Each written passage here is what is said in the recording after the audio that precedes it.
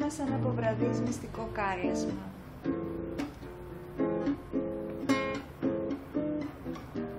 Κοινώθηκαν μες στο βουβό χάσιμο του ήλιου, χέρια, πόδια και ψυχές.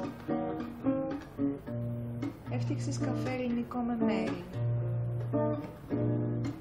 Περπατήσαμε ξυπόλυτοι στην άκρη της θάλασσας. Εγώ μπροστά, εσύ λίγο πιο πίσω. Μου φώναξες 3 φορές «Σ' αγαπώ».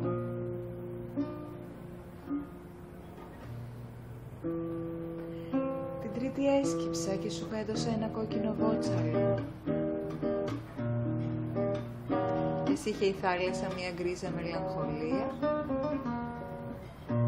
και σ' άλλαζαν τα σύννεφα διαθέσεις. Σινεμά, είπα. Σίνεμα, είπαμε και γελάσαμε.